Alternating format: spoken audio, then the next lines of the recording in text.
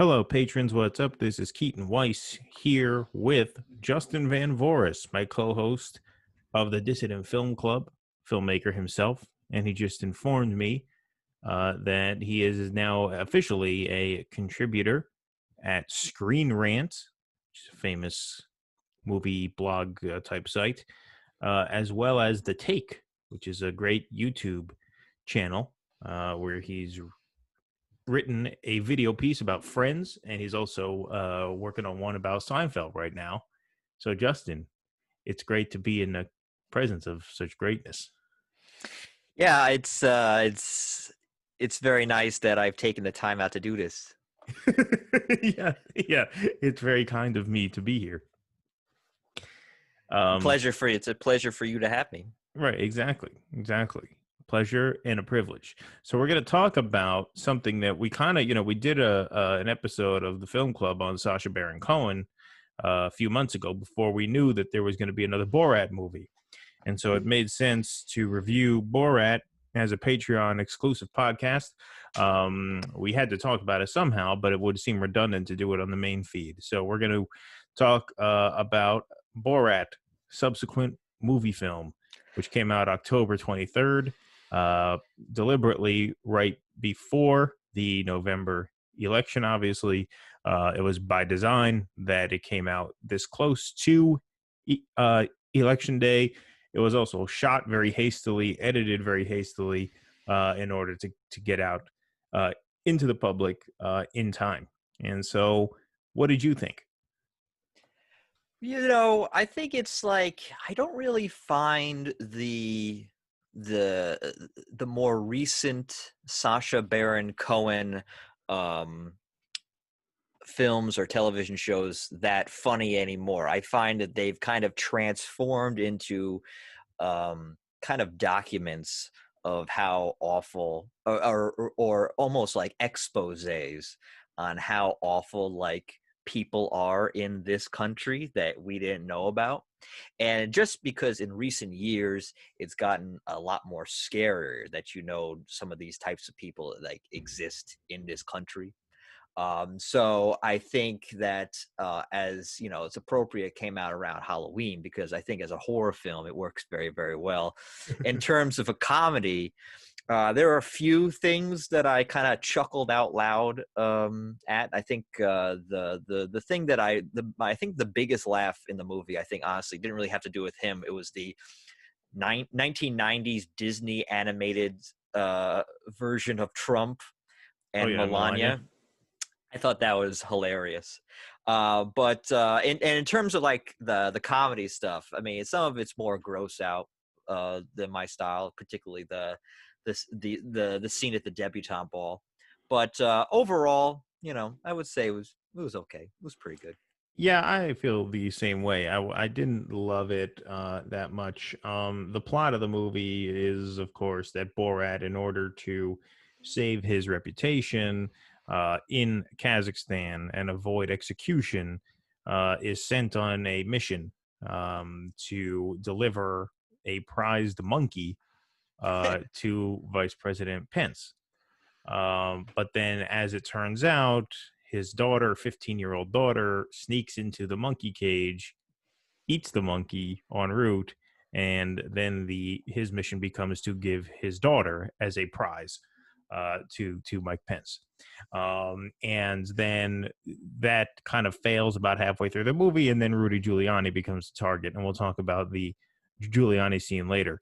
Generally, though, my impression is similar to yours. First of all, I think he meant this as more of a serious piece than his previous films, just because of the timing of it. He obviously wanted to get it out in time for people to vote against Donald Trump. And so this was more pointed, I feel like, than previous films of his. I do tend to agree that, like, I think the more recent Sacha Baron Cohen stuff isn't quite as funny as the other stuff. Although some of Who Is America was great. I felt like the first two episodes of that show were fantastic. And then it kind of got repetitive. And so I think that show was like 8 20-minute episodes. It was like 160 minutes. You probably could have just like shaved an hour off that whole thing and just made it like a special instead of a series. Um, but some of that was really good. But generally, the other thing that I find less funny about the new Sacha Baron Cohen stuff is that when he came out in the US, at least, that was during the Bush years. It was during a time where like the country was very much more socially conservative than it is now. I mean, that was before marriage equality. Bush was, a symbol of a more buttoned down type of conservatism than Donald Trump, who's like this, big, messy, bawdy, populist type. Um, and so to actually buck the trend of like social conservatism at that time felt more daring. Like the fact that Bruno, for example, came out before marriage equality was a nationwide thing, made it much edgier and gave it more of a sort of renegade spirit. Then now it feels almost like, you know the people that Sacha Baron Cohen wants in power, which is, a sort of mainstream democratic vision, according to what he's talked about, and you know Obama, Clinton, and stuff like that. The fact that they had power and did very little with it to actually lift all boats, and now they're out of power, feels as though it's just a less revolutionary act to actually go out and sort of do a scene like a fertility dance at a debutante ball, right? Like if George W. Bush were president at that time and these people were the ones who were actually in power, right? Based on the idea that they're these like morally superior, family values oriented types, that would have just been funnier. It would have been braver. We would have embraced it more. This just felt mostly like shock value for the sake of shock value. And I laughed at that scene, although I do have to say, even in that scene, I found out that what they did, that wasn't exactly a real debutante ball. Those people were paid as extras to Yeah. be at like a staged debutante ball. So that was actually more staged than it looked like, as just a setup for that dance, that sort of act there. Yeah, they were Um, told that it was for a film, a coming of age film. right. It was going to be a coming of age story, and they paid them like $50 a piece to show up to be extras at a staged ball. But yeah, so like generally there seems to me to be less of a rebellious spirit to these movies now. It seems more, you know um more a sort of advocacy for, an old power structure to come back, which is not as exciting, it's not as edgy, it's not as brave, and it's not as fun. And I thought Who Is America suffered from the same things past a certain point. Like I said, there were some great sketches in the first couple episodes, but yeah, I think it's lost its appeal a bit. I mean, I think the idea of this kind of film is a bit passe to begin with. I think that when that came out in, what was it, 2006, the original? The original Borat movie was '06, yeah, and then Ali G was like '03, '04, '05, the Right. HBO show, yeah. Right. The thing about it is that when that came out in 2006, that had not been really done before, but now due to the fact that everybody has the technology that everything can be videotaped now, and that due to social media has become so much bigger since 2006, it's that now um, you watch a movie like that, and he plays these jokes on these people, and you're like, ah, wow, there's people like that. But those people that I think that he parodied in that film have become much more known. That type of person has become much more known since then, thanks to social media, thanks to people having a voice so much more now due to social media and Facebook and YouTube and stuff like Yeah, that. that's a good point. And because now you watch something like Borat and you think, wow, those people are crazy, those people are weird, those are scary people, but they seem kind of foreign to you. But then thanks to social media and the fact that now anybody can be a star, you find out that those people are not just far away in some distant land. They're your everyday neighbors. They're the people who cut your hair. They're the people that serve you dinner. They're these, they're your next door neighbors. The world has gotten a lot smaller since those days. And since we know them now, we're not really, it's not really, I don't feel there's much of like you're shining a light on anything now. It just becomes, you're just kind of still kind of making fun of them and that's why I don't think it's funny. I don't think it's funny because now it doesn't really feel like, like, hey, here are some of these people and this is what they said and this is what they did, when we kind of coerce them into making fools of themselves. Is that these people, we see them, or we don't, they don't really need to make fools of themselves anymore, Right, because you they don't just, have to unmask them anymore. you That's a don't good have to point. you don't have to unmask them anymore, because you see them already, you know who they are, and it almost becomes, well, this is why, I don't think it's that funny, where it's like it's just a document. It's just as a stand, the film stands as just a document of people like this that are out in the world. But we know that already, and this obviously just kind of just reinforces that fact. And so as a election tool, to vote for a particular candidate, I could see where that could be, of course, the intention. I don't know if that's ever worked, though. I don't know if there's ever been a movie that has. I don't know. I don't know. That's the thing. I don't know how often that would ever happen. That a movie like that would ever turn the tide. Look, going back to Fahrenheit 9/11, that didn't do anything, obviously. But I don't know how that actually works, if that ever does. Well, the thing about Fahrenheit 9/11 in a movie like that is most of the people, almost to a person, everyone in the audience is already planning to vote against George That's Bush the at thing, is that this no, point. they always Now, in the advertising. I remember even for that movie, they're like, if you like Bush, you don't like Bush, just see it. Like no really large Republican audience will go see that film. And right. that's like that's why you're always preaching, and it just makes liberals angrier. And you're preaching to the choir, preaching to the converted. I forget what the saying is. No, well, yeah, I mean both, I guess. But I mean, look, there's value in preaching to the choir in a sense that it can drive up enthusiasm. Like I was angrier after watching Fahrenheit 9/11 in a movie theater than I was before.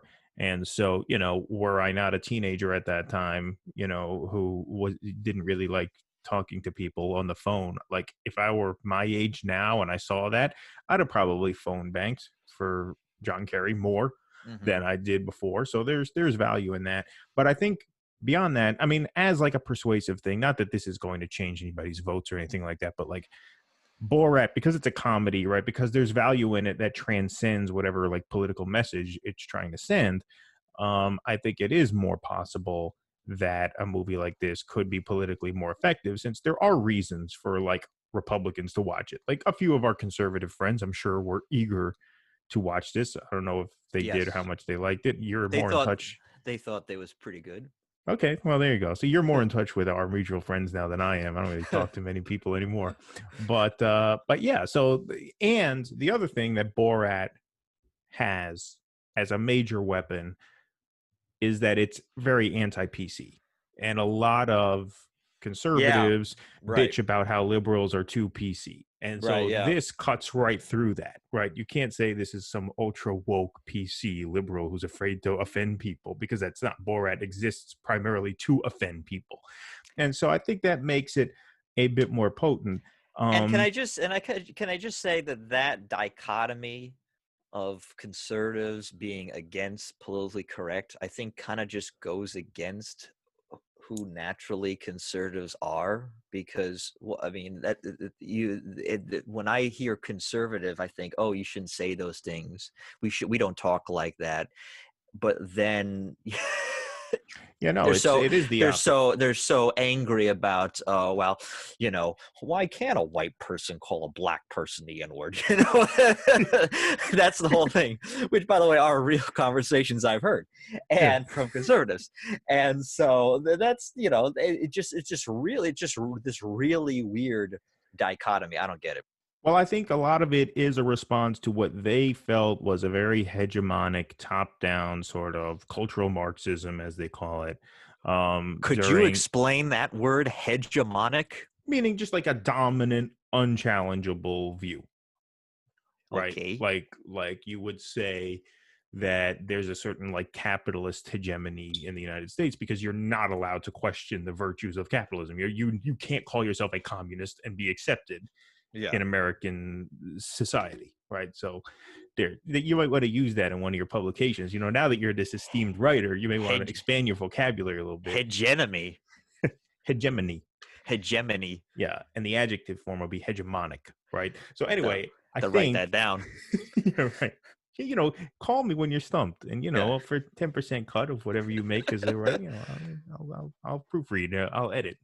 But anyway, I think it's a response to that. They felt that under the Obama years, for whatever reason, and some of these may be valid, some of these less valid. It's hard to tell where Obama's sort of like hegemonic cultural sort of I don't know if agenda will be the right word, because it's hard to say where that would end and where Republican reactionary responses begin. That's a blurry line in some cases. But anyway, I think they felt like Barack Obama, his time in office, made it unacceptable to say something that might be construed as racially insensitive, right? That's when this sort of ultra woke kind of phenomenon got started.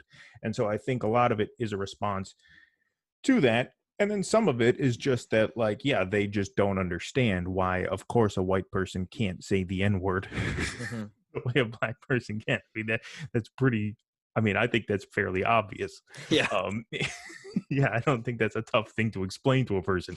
But anyway, so I mean, look, I think it's a mixture of the fact that they have very backwards views on certain things, and part of it is a sort of valid response to, I think, an overly a sort of an over policing of language by sort of mainstream liberals.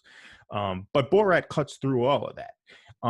Now, in terms of like the politics of the movie, the interesting thing was that they started filming this pre-COVID, and then they worked COVID into the plot of the Yeah, movie. I think they started filming a year ago. Yeah, yeah, and so he mentions how like halfway through the film, all of a sudden nobody's on the streets anymore, and stuff Yeah. like that. So, but anyway, we'll get into that later, or next. But in just a one note about the humor and how funny it is, I think you're right about everything you said. I think it was a great point that like now, because of social media, you can find out what an asshole your next door neighbor is without a movie crew going and shoving a camera on his face and tricking him into exposing himself as such.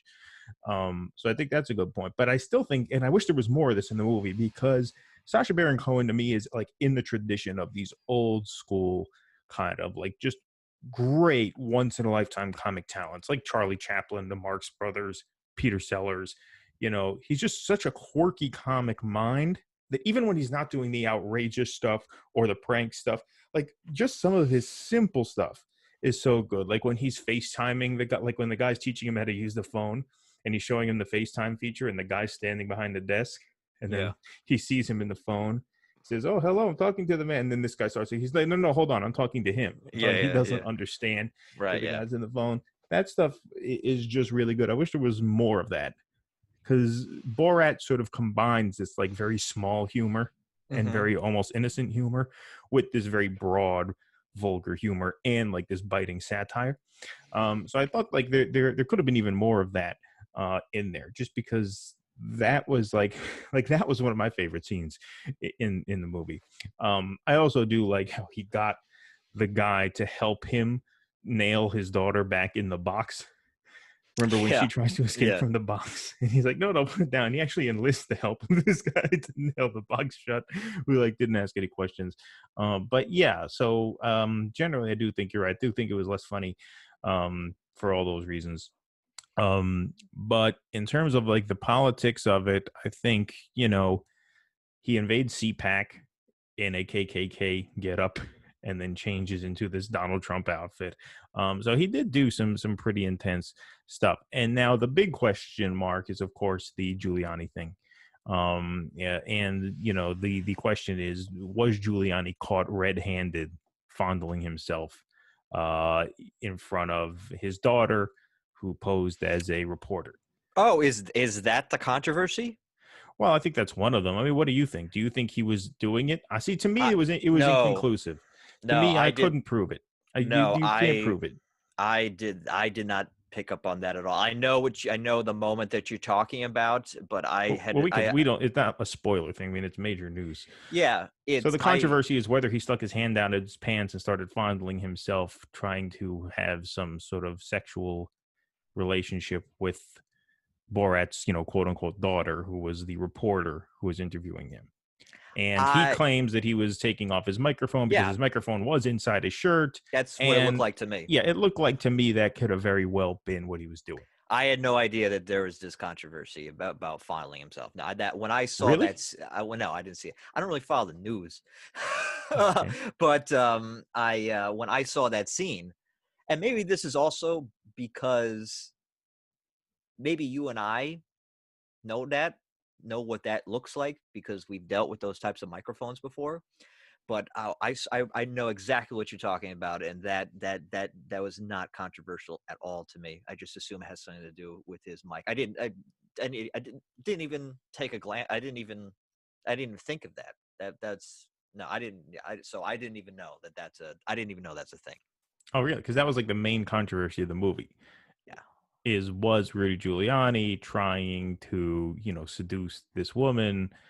Um, Well, I mean, I don't know if that was it, but I mean, you mentioned Rudy Giuliani. We had talked previously. You had mentioned Rudy Giuliani, so I obviously like, I just assumed like whether or not it was staged or something like that. But I mean, when you watch that, the thing that I found out about what I found about that scene is that like I think he wanted to I think he wanted to be with this girl because he thinks that this girl is like into him.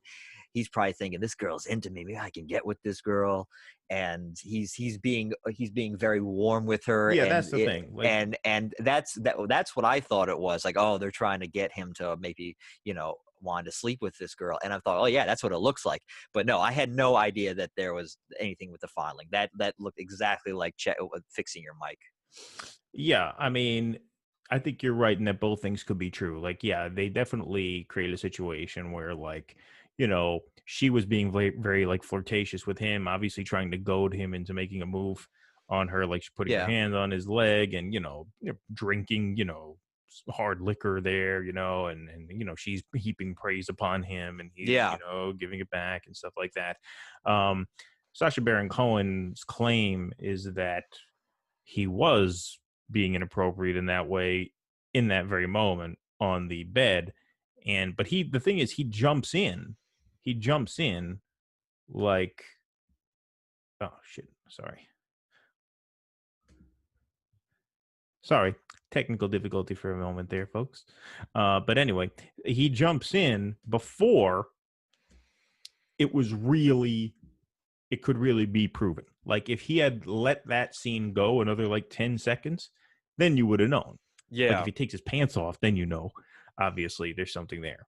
But he cut it in too soon. He claimed it was because, he was concerned for the actress's Right. Yeah. well-being, which obviously you have to take that seriously. But if you're doing a prank, right. I mean, if the goal is to actually expose this guy in what would be a very, very, as Donald Trump, that would be a rough deal if he got Yeah. exposed that way. Then I think, he could have given it 5, 10 more seconds, and then it could have been conclusive one way or the next. I have to watch the scene. I have to rewatch the scene now. As soon Well, as he I, kind of like taps her on the lower back and then lays on the bed and lies down, and he undoes his pants buckle. I mean, so when you talk about the kind of microphones, he was obviously wearing what they call a lavalier mic clipped to his shirt, and they run the mic down the inside of your shirt, yeah, so that it's not visible on camera. Now, I never heard of them running it through somebody's pants before, so I don't know why he would be reaching in his pants for the microphone. I could see undoing your belt so you could take your shirt out of your belt thing, maybe, if you had your shirt tucked in. But then the thing is, if you had your shirt tucked in, the wire wouldn't run through the pants well, I think he because they'd have has to to. run it around your back. I have to demonstrate this on Interesting myself. detective work. I Yeah. know, exactly. I have to watch that thing because so the mic pack is connected to like your buckle, but the wire has to go underneath your shirt. So So it depends on where the buckle was positioned. And if he's tucking his shirt in, then they'd probably have to run it around his back. You shouldn't have to stick your hand in your pants the way he did. But the thing is, it looked like it could have been some maneuver to like loosen your pants and take your shirt out, that's totally grab what the I wire. thought. Right. I mean, Totally what there I was no way thought. to prove that it was anything beyond that. So Right. I'd have to say that was inconclusive. Yeah, So yeah, if I were a court, inconclusive. I'd have to rule not guilty for Giuliani, unfortunately, because Right. there's just no proof beyond a reasonable doubt. That would be a good case for some people we know. Yeah. Yeah. Well, yeah, he would love a chance to defend Giuliani. He did nothing wrong. There, you cannot say based on that video that he did anything at all wrong. This is a little in joke, but I should actually message him to ask what he thinks of this situation to see. Yeah, I'm sure he watched the He movie. has it. Yeah, he probably watched it.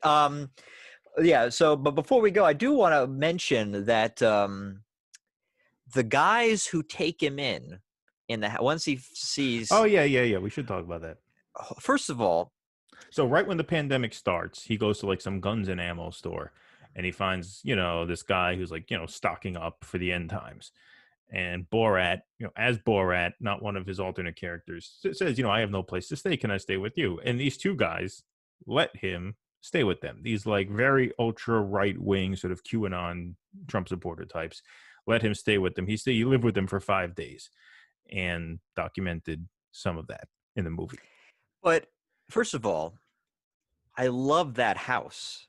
You're Yeah, telling it me was a that great house. that was their house? I mean, that's how. But how does one? How does one? That's what is curious to me is that these guys really let him stay there, Yeah. Well, and that's what he said. I mean, that's what Sasha said in the interviews. He's like, these guys let me stay with them for 5 days. Like, they were actually really nice people. Like, they were actually very good people who just happened to get sucked into a lot of this, conspiracy stuff. And I love how they were talking about how, like, Hillary Clinton drinks blood of, yeah, like yeah. describing some ritual as if Hmm. it's absolute fact. And, I don't even think she does that. That's a little too far. Yeah, even that's a little far from me. That's a little far for me. But yeah. But anyway, what was your? Well, it just seemed that these, I wouldn't, it seemed the circumstances of it might have been staged.